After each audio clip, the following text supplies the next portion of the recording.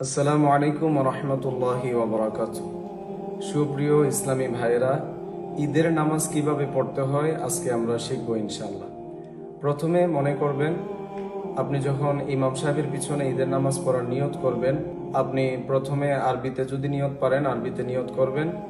নিয়ত শব্দের বাংলা অর্থ হচ্ছে মনের ইচ্ছা। আপনি যদি বাংলায়ও এভাবে এতটুকু বলেন যে, হে আল্লাহ, আমি এই ইমাম সাহেবের পিছনে পবিত্র ঈদুল ফিতরের 2 রাকাত নামাজ 6 তাকবীরের সাথে নিয়ত করলাম, আল্লাহু আকবার।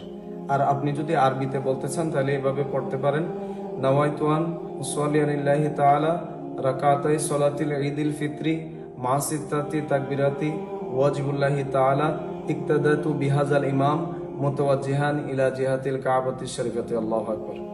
আপনারা খেয়াল করবেন, প্রথমে ইমাম সাহেব যখন আল্লাহু আকবার বলে নিয়ত বাঁধবেন, উনি তখন মনে মনে সানা পড়বেন।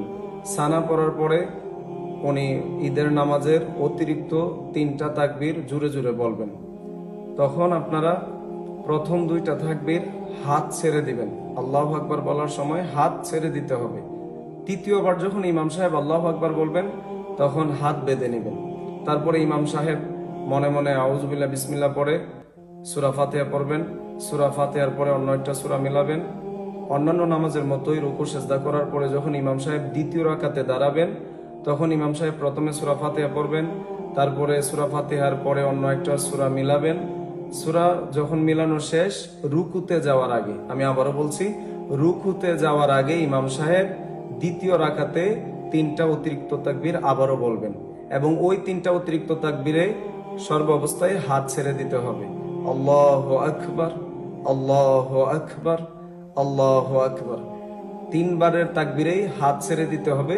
চতুর্থবার যখন ইমাম সাহেব তাকবীর বলবেন, তখন আপনি ধরে নেবেন যে রুকুতে যাওয়ার জন্য ইমাম সাহেব তাকবীর দিচ্ছেন। তখন আপনারা রুকুতে চলে যাবেন। রুকু সেজদা করার পরে অন্যান্য নামাজের মতো ইমাম সাহেব তাশাহুদ পড়বেন, দুরূদ শরীফ পড়বেন, দোয়া মাসুরা পড়ার পরে সালাম ফিরিয়ে নেবেন। এভাবেই ঈদের নামাজ পড়ে নেবেন ইনশাআল্লাহ।